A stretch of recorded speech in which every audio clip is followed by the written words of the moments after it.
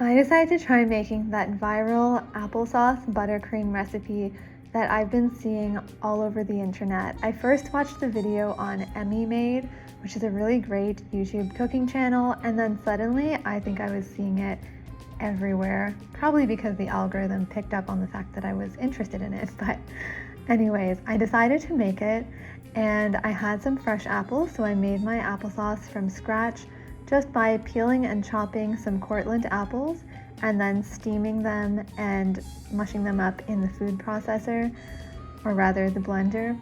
I decided to puree them so they were really creamy because I figured you wouldn't want any chunks of apple in your finished buttercream. This is a vegan recipe, by the way. You can make it vegan or non-vegan. So I added vanilla, cornstarch, and powdered sugar. And mixing them up with the applesauce, it became very creamy and thick, and it just smelled really nice and light. You don't have to make your applesauce and your oat milk from scratch, but I just chose to because I really like making those things, and I make my own oat milk all the time. I'll link my video on how I make homemade oat milk here because it's a fraction of the price of store-bought oat milk, and it really is so simple to make.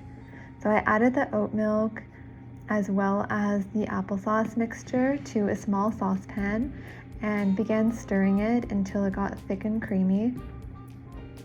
At this point, I started to say to myself, I don't think this is gonna work. I don't know if this is actually going to become a frosting. I just couldn't believe that it was gonna work because it was so liquid, but I had seen it on other channels, so I kept forging ahead.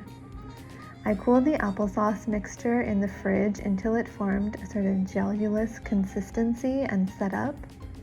And then I added that to some coconut oil that I had just blended up really quickly until it was smooth and fluffy. And I was really thinking, it's not gonna work. It's really not gonna work.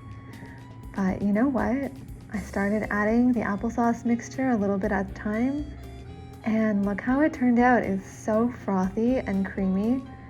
I could not believe that this actually created a beautiful, creamy buttercream recipe. There's no single distinct flavor. It's just like a light and fresh buttercream recipe. And I found it less rich than other frosting because it doesn't have just sugar and fat. There's oat milk, there's vanilla. It's really well balanced. There's quite a bit of cornstarch.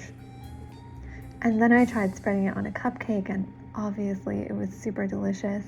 I also found that it stayed nice and stable both on the counter and in the fridge. It didn't get too hard in the fridge, it didn't get too soft on the counter. So I would definitely make this again. I really enjoyed it, and I'm going to link the original video that I watched in the description box below, and I hope you get a chance to try it.